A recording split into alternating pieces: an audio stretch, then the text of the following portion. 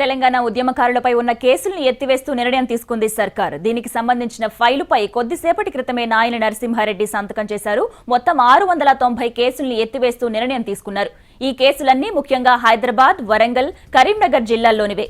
ఇక కేంద్ర ప్రభుత్వ ఆస్తుల ధ్వంసంకు సంబంధించిన కేసులపై కేంద్ర ప్రభుత్వంతో చర్చించాలని నిర్ణయించింది ప్రభుత్వం.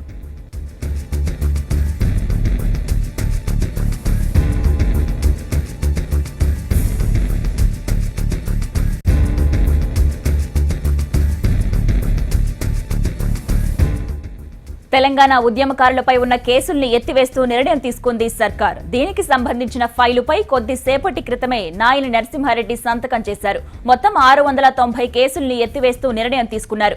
ఈ కేసులన్నీ ముఖ్యంగా హైదరాబాద్, వరంగల్, కరీంనగర్ జిల్లాల్లోనివే. ఇక కేంద్ర ప్రభుత్వ ఆస్తుల ధ్వంసంకు సంబంధించిన కేసులపై కేంద్ర ప్రభుత్వంతో చర్చించాలని నిర్ణయించింది ప్రభుత్వం. ఇక దీనిపై మరిన్ని డీటెయిల్స్ యోగిని అడిగి తెలుసుకుందాం. యోగి, చెప్పండి, అసలు ఏ కేసుల్ని ఎత్తేశారు, దీనికి సంబంధించిన పూర్తి డీటెయిల్స్ ఏంటి?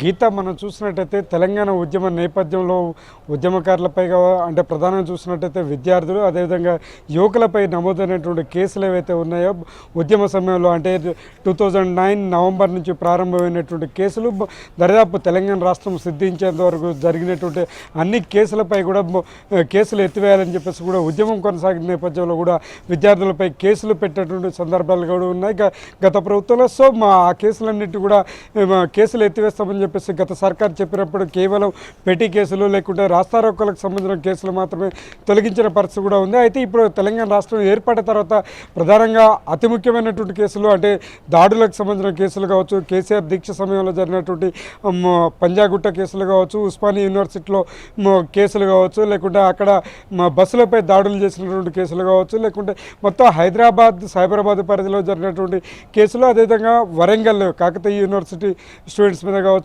కరీంనగర్లో స్టూడెంట్స్ మీద కావచ్చు, మొత్తం అన్ని జిల్లాల్లో ఉన్నటువంటి విద్యార్థులపై కేసులు ఎత్తివేయాలనేటువంటి ప్రధాన నిర్ణయం. దాంట్లో ప్రధానంగా చూసినట్టయితే అంటే లీగల్గా ఉన్నటువంటి అన్నిటిని అధిగమించి అసలు కొట్టివేలే చట్ట ప్రకారం కూడా కొట్టివేలేనటువంటి కేసులు ఏవైతే ఉన్నాయో కోర్టులు మాత్రమే తీసేయాల్సినటువంటి కేసులకు సంబంధించి కూడా చట్టపరమైనటువంటి న్యాయపరమైనటువంటి ఇబ్బందులు రానటువంటి అన్ని కేసులను కూడా ఇప్పటికి ప్రభుత్వం ఎత్తివేయాలని చెప్పేసి నిర్ణయం తీసుకుంది. దానిలో భాగంగా 690 కేసులు ఇవాళ ఎత్తివేయాలని చెప్పేసి కూడా హాస్పిటల్లో ఉన్నటువంటి హోంమంత్రి నాయన నరసింహారెడ్డి గారు కొద్ది క్షణాల క్రితమే సంతకం చేసిన పరిస్థితి కూడా మనకు అనిపిస్తుంది. దీంతో మొత్తం 4 నుంచి 5 వేల మంది విద్యార్థులకు ఊరట కలిగేటువంటి అవకాశం కూడా కనిపిస్తుంది గీత. అదేవిధంగా మరోవైపు ఈ కేసులకు సంబంధించినటువంటి పూర్తి డాటాని అటు న్యాయశాఖ కార్యదర్శి కావచ్చు, అటు అదేవిధంగా డీజీపీ వీళ్ళందరూ కూడా కేసులకు సంబంధించిన అన్ని వివరాలని సమగ్రంగా మరోసారి పరిశీలిస్తున్న పరిస్థితి కూడా మనకు కనిపిస్తుంది.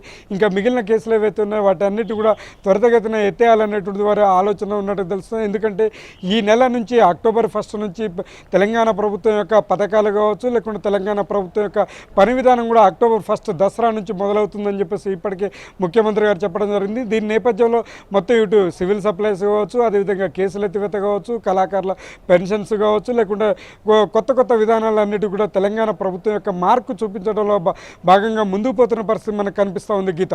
అయితే యోగి, ఇవన్నీ మన రాష్ట్రానికి సంబంధించినవి. మరి కేంద్ర ప్రభుత్వ ఆస్తులకు సంబంధించిన కేసులపై రాష్ట్రం ఏం చేయబోతోంది? అంటే గీత, మనం చూసినట్టయితే కేంద్ర ప్రభుత్వానికి ఆస్తుల ధ్వంసం అంటే suppose necklace road railway station ధ్వంసం కావచ్చు, లేకుంటే సికింద్రాబాద్ రైల్వే స్టేషన్లు, లేకుంటే అక్కడక్కడ రైల్వే స్టేషన్లలో సిగ్నల్స్ పలగొట్టినటువంటివి కావచ్చు, లేకుంటే మొత్తం రైలు రోకోలకు సంబంధించినటువంటి కేసులు కావచ్చు. ఈ కేసులన్నింటినీ కూడా ఎత్తివేయాలంటే కేంద్ర ప్రభుత్వం నిర్ణయం తీసుకోవాల్సి ఉంటుంది. అది కేసులు అనేటువంటివి జనరల్గా రైల్వే కేసులు అనేటువంటి రైల్వే యాక్ట్ ప్రకారం విచారించబడితే రైల్వే యాక్ట్ ప్రకారమే ముందుకు పోతున్న పరిస్థితి ఉంటుంది. కాబట్టి ఆ రైల్వే యాక్ట్ ప్రకారము కేసులు ఎత్తివేతకు సంబంధించినటువంటి ఎత్తివేయడానికి ఆస్కారం ఉందా లేదా, ఎత్తివేస్తే ఎలా ఎత్తివేయాలి, కేంద్ర ప్రభుత్వం ఏమైనా ఎస్యూరెన్స్, కేంద్ర ప్రభుత్వం రాష్ట్ర ప్రభుత్వం ఏమైనా ఎస్యూరెన్స్ ఇస్తుందా, ఇలాంటి ఘటనలు పునరావృతం కాకుండా అసలు ఏవైతే న్యాయపరమైనటువంటి అంశాలు ఏ విధంగా ఉంటాయి అన్నటువంటి దాని మీద మన రాష్ట్ర న్యాయశాఖ కార్యదర్శి అయినటువంటి సంతోష్ రెడ్డి నిరంతరం కేంద్ర ప్రభుత్వంతో అదేవిధంగా రైల్వే డిపార్ట్మెంట్ తోటి కూడా నిరంతరం వారితో డిస్కస్ చేస్తున్న పరిస్థితుంది. ఆ డిస్కషన్స్ ముగిసిన తర్వాత అవుట్పుట్ వచ్చేటువంటి అవకాశం ఉంది. కేంద్ర ప్రభుత్వ ఆస్తుల ధ్వంసానికి కావచ్చు, లేకుంటే కేంద్ర ప్రభుత్వ కేసులకు సంబంధించినటువంటి త్వరలోనే ఒక విధానపరమైన నిర్ణయం తీసుకోవడం కోసం కేంద్ర ప్రభుత్వంతో సంప్రదింపులు చేసి ఆ కేసులు ఎత్తివేతకు కూడా కృషి చేయాలని చెప్పేసి ప్రభుత్వం భావిస్తున్నట్లుగా మనకు తెలుస్తూ ఉంది Geetha. Okay right Yogi, thanks for the updates.